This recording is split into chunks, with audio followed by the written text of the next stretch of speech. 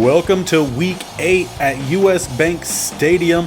Your Minnesota Vikings are set to take on the Dallas Cowboys, and they need a redemption game. Not for necessarily last week, although they didn't play too well, but from last season when they went to the Dallas Cowboys and were defeated by Cooper Rush, a backup quarterback who honestly really isn't that good. So we need to come back and make a bit of a statement game here that was a mistake. And of course, we're not dealing with Cooper Rush. This game we are dealing with Dak Prescott, who obviously is much better. So far this season has about 1,500 yards, 13 passing touchdowns, and 2 interceptions. And of course, he's not the only one you need to worry about. This team has a lot of weapons. Amari Cooper, they have Elliott still, who plays a lot better in Madden than he does in real life. And they're going to find that cover 2 beater. Giving that to Schultz, I believe that is. No, Fehoko, the other Stanford guy here for the Cowboys. Nice to see him getting some plays. But they do get a big chunk there on first down. And typically don't expect them to do that too much. You expect their big games to go through Elliott, as we are still missing our leading guy up front to help with the rushing game in Michael Pierce. He is still injured, and we will be using 2 guys in his place. Lynch will come in the nickel forms, and then in all the other forms we will have the big goon himself. Not Danielle Hunter, but Danielle Hunter is a goon, and he gets the tackle there on Dak Prescott. Only, I think, maybe a gain of 1, if anything, to bring up 3rd and 6. And with the Cowboys coming out here with only 2 receivers, the big goon himself does come in, Linval Joseph. He'll be taking most of these snaps at defensive tackle. Nice hit there by Danielle. Knocks the ball free, but they say his arm was going forward, so not a fumble, incomplete pass, but still a 4th and 6. Nice play here, especially going up against that man, who we do not like very much here in Minnesota.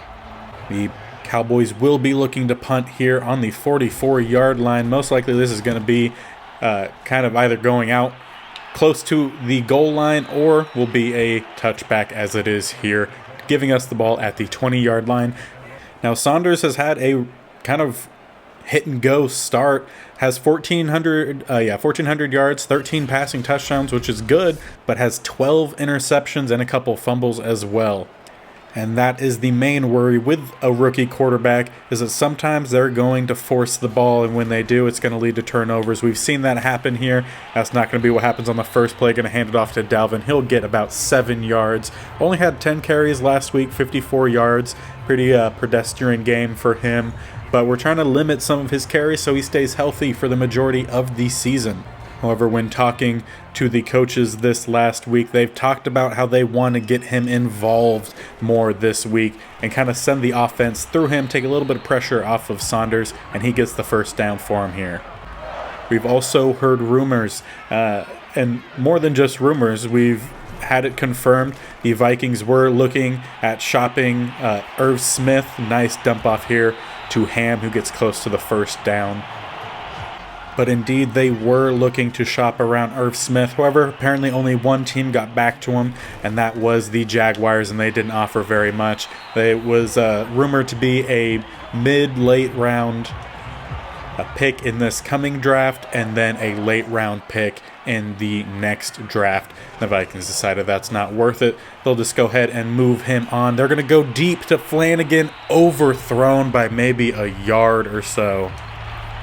That would have been a nice big chunk to the guy who ended up coming in here and replacing Irv Smith, who has had a touchdown in all but one of the games in which he started this season, that being Flanagan.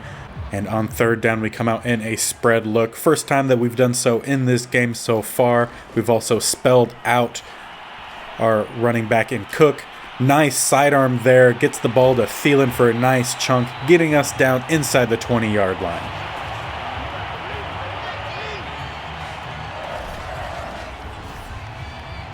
Was a really nice sidearm there. Gets the ball right around the linebacker for the Cowboys. Gets it to Thielen, who gets the ball down inside the 20. Nice play from Saunders. Going to stay out in that same formation. Madison's still out there to spell Dalvin as he gets a little bit of breather after he's carried the team most of the way so far in this drive. Going to hand the ball off to Madison, who's been a really good backup for him this year, has had a couple good games as well where he's come in the second half and has put together just as good of a game as we expect Dalvin to do. And there's an errant pass, only a 7 at most yard pass, but wildly inaccurate there from Saunders. The guys on the bench didn't even know what to think about that. They didn't even want to look. They just put their heads down after that kind of a pass. And there is Thielen. And they say in. Normally Jefferson plays that left side. They say Thielen one-arm snag in the corner of the end zone. Puts the Vikings up 7-0.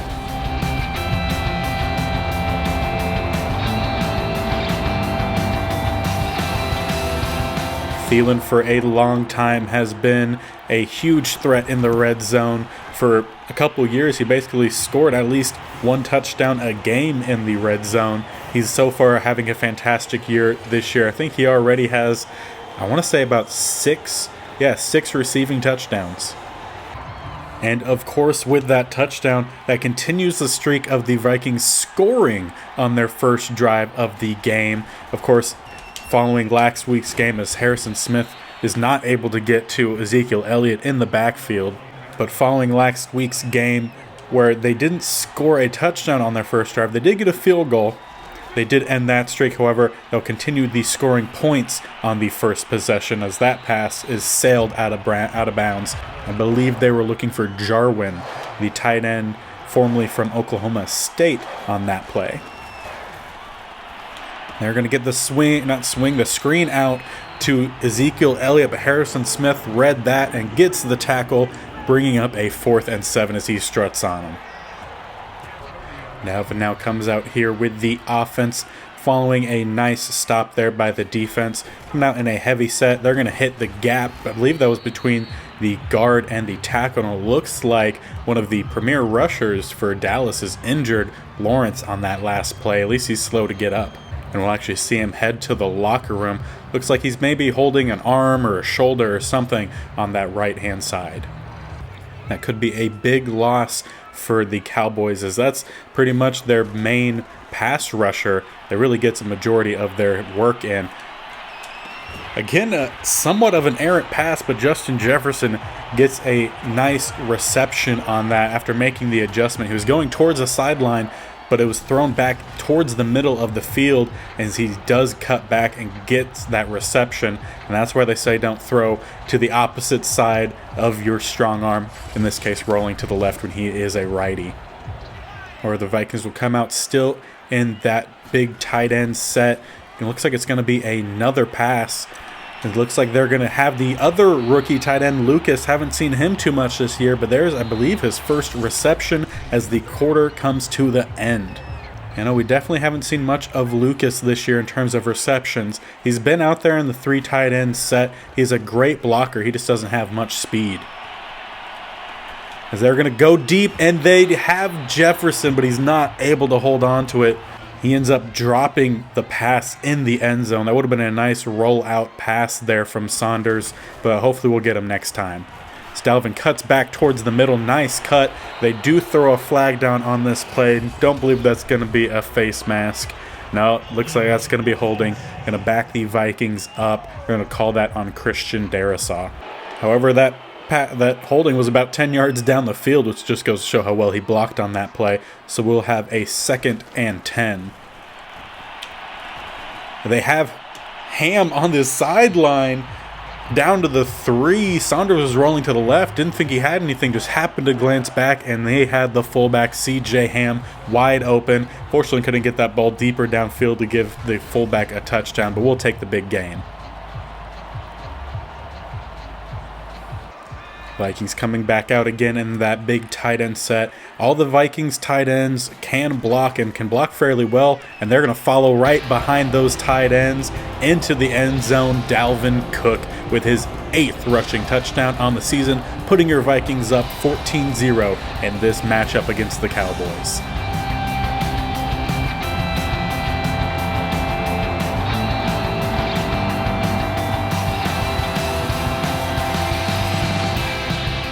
so far in this game, we've seen a more relaxed Saunders for the Vikings, most likely due to them just taking a little bit of pressure off of him by giving the ball a bit more to Dalvin. And there's the other guy, Tomlinson there, the other Dalvin there on the sack. He's had a few so far this year. Nice tackle there for a loss, a sack on first down for the Vikings. But as we were saying, Saunders has played so far pretty well this game. A bit of the pressure taken off of him, and it looks like that's helping. Also, the defense has definitely been helping as well, as they've limited some of the big plays. Verrett gets the knockout there against, I believe that was not CJ Ham. It was against Lamb, the former receiver of OU.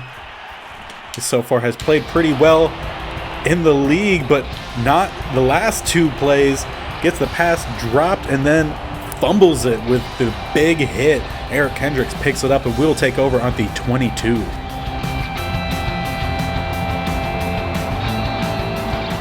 And that was Harrison Smith with the big hit that knocked the ball out of Lamb's hands. So far, it was a bit of a slow start for him changing over to linebacker, but the last few weeks, he has put together quite a good series of games, big impact plays as well, including that fumble. Saunders is going to just tuck the ball and run here, and now there's another fumble for him. Looks like he wanted to slide but got held up by a couple guys, and Van Der Esch ends up picking up that fumble. Dallas gets the ball right back. And it looked like it was the second hit by, I believe that was a defensive lineman for the Dallas Cowboys that came in and ended up actually knocking that pass loose. Harrison Smith not able to get the tackle there, but he is brought down by Poole. Dallas comes out here, two receivers to the right, one to the left. They also have their tight end as well.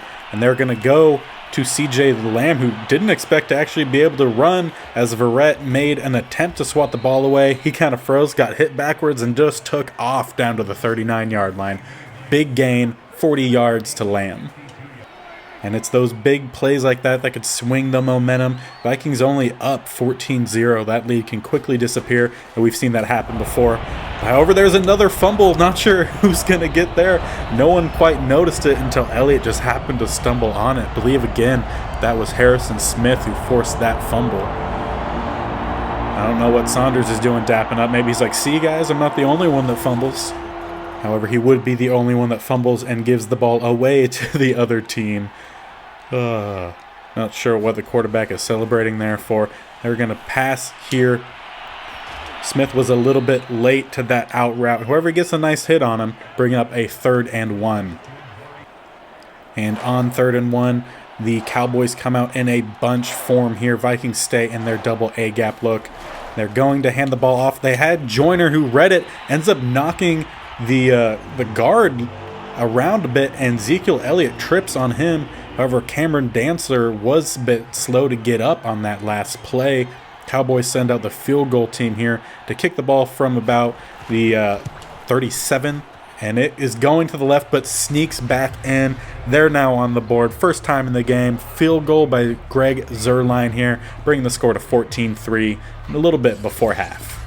And we get an update on Cameron Dantzler. Bruised ribs. It's a high chance of re-injury, so we'll for now put in Bryant. However, Bryant hasn't shown a lot of success playing corner for us during his times that he has been on the field, so we'll see if they end up keeping Dantzler out for long. Nice run there by Dalvin with about 2.5 minutes left before halftime. Looks like they're going to stick with their strong formation here. Again, one of their more favorite formations to run. And that was a close one. Could have been a catch for a lot of yards after the catch, or an interception going back the other way. Luckily, that falls just incomplete, and they run the ball here on 3rd and 3. Dalvin gets the first down, and we'll go into the 2-minute warning. And as we see here, DJ Chark and Adam Thielen have switched Thielen now on the outside, and a lot of the times in this formation, that means that they're going deep to Chark, which they're going to do here. They're going to test Diggs. He doesn't get the pick, but there's no reception at all on that play. About once a game, you're going to see the Vikings take that deep shot there to Chark on that play, and a lot of the times it's been successful. Not successful there, and not a very successful play there on second down either. Only a gain of 2 on that run by Dalvin. They do find Justin Jefferson just past the linebackers right before he gets to the corners, gets a first down, gives the Vikings a first down to the 38-yard line. So far, the Vikings not calling any timeouts yet. They still have all 3, but they also still have about a minute left before halftime. They're going to find Justin Jefferson again, who's going to fight through 2 guys and gets the first down. That's the effort that we like to see from that young guy there. They're going to make a quick adjustment here and hand the ball off to Dalvin. Looks like it was a run-pass option there. They ended up not really liking much of their options either. Now under 30 seconds left here before half. Vikings still have all of their timeouts, and they're going to find Flanagan with a nice catch in triple coverage. Bit of a questionable throw there from Saunders, but a nice play nonetheless by their big body tight end.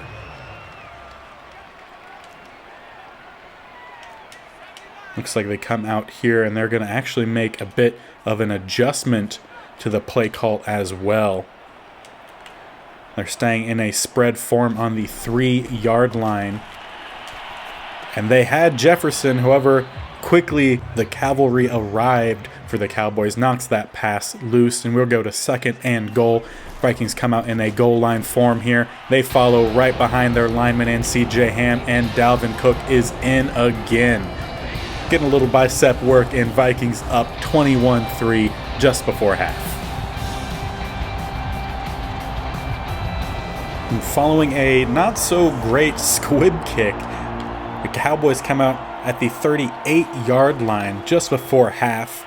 The Vikings come out in a prevent defense, and they at least get that first stop. Dallas ends up calling a timeout for one last play here, one last chunk.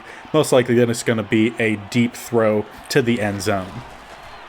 And that looks exactly like what's going to happen. They have Bynum just kind of chilling at the back, waiting for the rest of the team to come in, and they almost got it, but ends up hitting the turf before anyone can grab it, and we'll go ahead and head on into halftime, up 21-3. As the team heads into the locker room, take a quick little update here at the stats. So far, we are leading in all the categories except for takeaways. Both teams have won, and we have definitely been able to stuff the run, which was the focus this week. So we take a look here at the Green Bay-Buffalo game. Close one, 14-10, Bills ahead with 8 seconds left before half. Rodgers has 1 touchdown, 1 interception. Allen has 1 touchdown on over 100 yards on just 9 pass attempts. Take a look here at the Falcons-Pittsburgh game. 14-3 with about 24 seconds left before half. Cousins again not having a great year as the new quarterback in Pittsburgh. Heading up top for a rival here, the Lions versus the Panthers. Lions up 10-7 with about a minute left before halftime. Kaepernick still the quarterback for the Lions. And I made a rookie mistake, forgot to hit the unpause button on the recording, play the whole second half.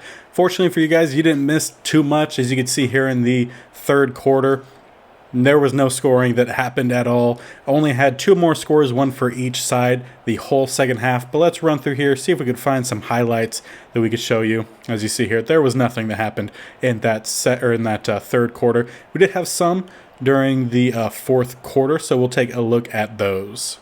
So in the fourth quarter, we will start on 4th and 1. We attempted to go for it here, handed the ball off to Justin Jefferson on a jet sweep. Eventually, we originally wanted to hand the ball off to Nwangwu, but you could see we had a guy come down. I believe that's the safety. So we didn't want to run to that side. We switched it to this side that looked like there was a lot more opening. However, Flanagan just didn't even block the guy in front of him, and Justin Jefferson was tackled for a loss of 5, turnover on downs. We'll jump back over to the Cowboys, and ended up getting the ball basically right back. Harrison Smith had another sack fumble. He's really come along well, switching over to linebacker, and big goon himself, Linval Joseph, picked up that fumble. And then immediately after, we came right back. However, don't think we're going to be able to watch that one. No, well, on this one, we scored. 43-yard touchdown pass. It was a deep shot to Justin Jefferson and was a beautiful pass. I think one of the longest touchdown receptions he's had on the year. Run through some of the last couple plays here. Cowboys were able to scramble out again. We really struggled with the underneath coverage on those comebacks. No one was covering Cooper. It ended up not really biting us in the bat too much there. Now, there was a fantastic run by Ezekiel here. He gets the handoff, makes a few guys miss, and just runs into the end zone. That was their only score of the second half. As you can see here, we just kind of went on through. We did end up throwing another interception. We were close to the end zone. The team just wanted to get another score on the board here. They had Justin Jefferson breaking open, so you could see him there. If he threw that with a little bit more air underneath it towards where the eye is in Vikings, could have been a good play there, but he threw it right to Cox, who gets the turnover. They end up getting the ball back, trying to make something out of it. Nothing really ends up happening. Danielle Hunter with another sack. They do get a pass here to Ezekiel Elliott for a nice gain. He ends up running all the way across the field, gets the catch, and gets upfield and out of bounds. I was playing Verrett on that play, and as you could see here, if I go back, when he ran out of bounds, it froze on me. Like he just stood there. Probably was a sign that the actual recording wasn't even going. And then Blake Jarwin, the last play of the game, they get a chunk play to him, but time hit 0 after the play. Game was over. Your Vikings won 28-10. You really didn't miss much of the second half. It was honestly a pretty slow game, but I'll make sure to hit that unpause button next time. And following that game, we do have 2 upgrades here to do. One for Dalvin Cook, which will give him the power back upgrade so he can help run through some guys. You see here we get the upgrade 2 to carrying, 1 to trucking, and 1 to awareness. Be a nice upgrade for him. We also have 1 for Brian O'Neill. Let's take a look at his stats, see what we would like to upgrade for him. Honestly, they're pretty balanced, lowest being really the run block power, so let's upgrade his power. It's also the archetype that is preferred for our scheme as well, so we'll go ahead and upgrade that. 1 to pass block, 1 to run block, 2 to run block power, and 1 to pass block power. And following that game, we're approached by Jonathan Coachman, who asks, at the midway point, your team is in a good spot. How far do you think the team can go? And our response is, I believe we're showing that this is a Super Bowl caliber team. There's a lot of football left, but it's time to start thinking big, and that's exactly what we're thinking. It's time to start thinking big. Our focus is on the Super Bowl, something that has eluded the Vikings always. They don't have a Super Bowl win, and we need to make sure that we get that for them. And as we sim over to the next week, we do have a award winner for the previous week. Harrison Smith, 7 tackles, 2 sacks, 3 forced fumbles. That's why we kept him on this team and just moved him down to the linebacker spot. 3 forced fumbles in 1 game, 2 sacks. Hell of a performance for Hitman. And in the next game, we'll have a bit of a revenge game as Stefon Diggs and the Buffalo Bills will be coming to town. Stefon Diggs has done pretty well for himself, except in the last playoff game where he only had, I think it was 3 catches for 7 yards, and the Bills lost. That was a fantastic game. He was able to catch the end of it, and that was a crazy one. I hope you guys got to see it, and I hope you all also enjoyed this video and this last game. I know we ended up missing the whole second half, but there honestly really wasn't much to see in that second half. First half was where all the action was. Hopefully that will not happen again, and the next game again will be against Buffalo. So I hope you guys are enjoying. If you are, make sure hitting that like, comment, subscribe, bell notification, all that fun stuff to stick along here and continue enjoying these as I'm enjoying making these for you guys and giving the Vikings what they deserve, a winning season. So until next time, I hope you guys enjoyed. Hope you enjoyed this video, and I hope you have a great rest of your day. Bye.